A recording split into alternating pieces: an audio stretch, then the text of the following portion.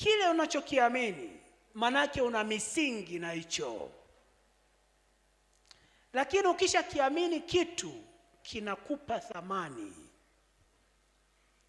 Kinakupa thamani. Yaani wewe unakipa thamani hicho kitu ulichoanza kukiamini. Sasa hebu niambie, imefika hatua umeamini tabia zisizokuwa za kawaida.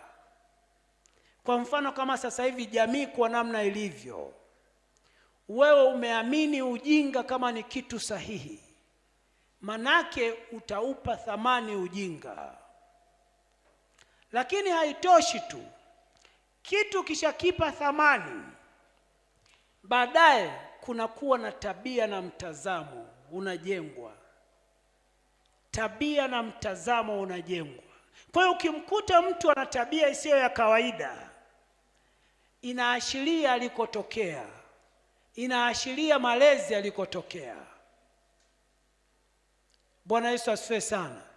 Lakini hizi tabia na mtazamo huleta kanuni ambazo zinamuongoza huyo mtu. Huleta kanuni. Hakuna mtu, ili ufanikiwe katika maisha yako, lazima uishi kwa kufuata misingi ya kanuni na taratibu. Utakuwa salama. Lazima ufuate misingi ya kanuni na taratibu. Ni msingi katika kutengeneza utu wa mwanadamu. Lakini hizi kanuni na taratibu zinapokuwa zinafuata, zinasaidia kutengeneza uadilifu wa mtu, uadilifu wa mwanadamu, uadilifu wa mwanadamu.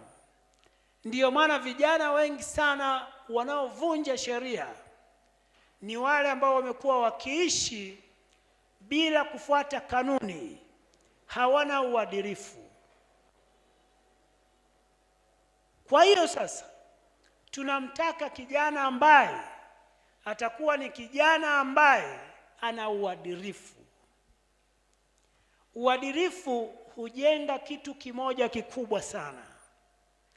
Uadilifu hujenga utu wa mwanadamu. Utu wa mwanadamu hujengwa na uadilifu. Na kwa bahati mbaya sana, hata uende chuo kikuu sijui cha wapi, hakuna mahala wanafundisha uadilifu. Muone ilivyo sasa.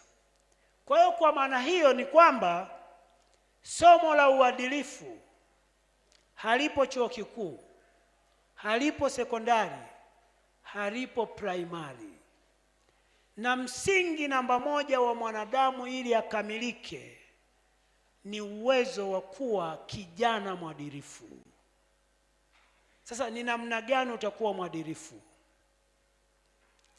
Ni namna gani utakuwa mwadilifu? Na wauliza nyinyi. Na usipokuwa mwadilifu, neno la Mungu kwako halikai. Ufalme wa Mungu kwako haukai. Kila kitu kwako hakikai.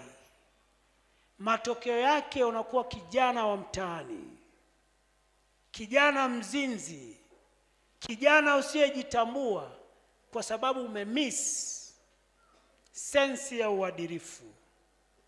Na hakuna mahala utafundishwa. Bwana Yesu asifiwe sana. Huo ndo ustawi wa kijana.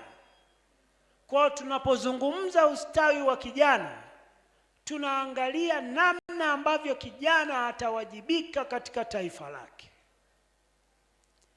Sasa